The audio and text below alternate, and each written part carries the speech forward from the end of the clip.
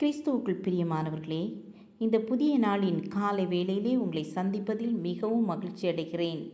இன்றைய தினம் நாம் தியானிக்க இருக்கிற வசனம் 1 தெசலோனிக்கேயர் 5ஆம் அதிகாரம் 23ஆம் வசனம்.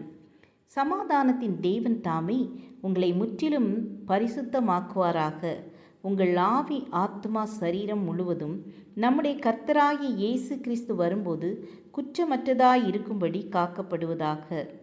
நம்முடைய தேவன் சகல நன்மைகளையும் சம்பூரணமாய் கொடுக்கிற தேவன். ஆவி, ஆத்துமா, சரீரம் முழுவதிற்கும் பரிசுத்தத்தை தந்து வலுவாதபடி கடைசி வரை நிலைநிறுத்துகிற தேவன்.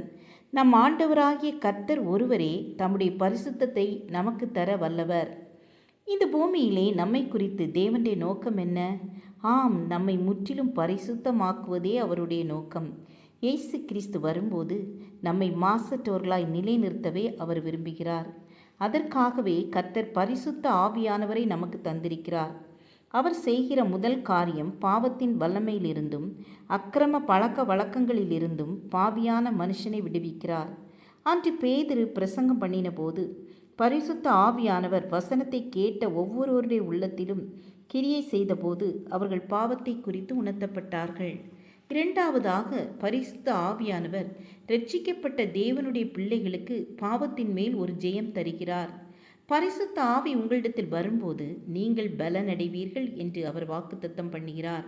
ஆகவே பரிசுத்த ஆவியினுடைய பலத்தின் வல்லமையினாலே தோல்விகளை ஜெயமாக்குகிறோம், தடைகளை தகர்த்து எறிகிறோம். மூன்றாவதாக, பரிசுத்த ஆவியானவர் நம்முடைய வாழ்க்கையிலே வல்லமையை கொண்டு வருகிறார். ஊழியம் செய்வதற்கான வல்லமையை நமக்கு கொடுக்கிறார். சத்துருவினுடைய கைகளிலிருந்து ஆத்துமாக்களை விடுவிக்கும் வல்லமை கிடைக்கிறது. பாதாளத்தின் வாசல்களை நொறுங்கடித்து சபைகளை ஸ்தாபிக்கிற வல்லமை கிடைக்கிறது. பாதாளத்தின் வாசல்களை நொறுங்கடித்து சபைகளை ஸ்தாபிக்கிற வல்லமை ஒவ்வொருவருக்கும் கொடுக்கப்படுகிறது. ஜனங்களுக்கு நன்மை செய்யும்படியான வல்லமையும் கிருபையும் கிடைக்கிறது.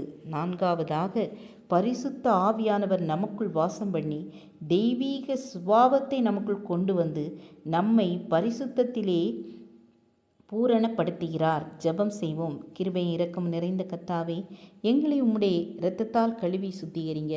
பரிசுத்த ஆவியின் அபிஷேகத்தினால் நிரப்புங்க, வழி நடத்துங்க. இயேசுவின் நாமத்தில் பிதாவே, ஆமேன், ஆமேன். God bless you.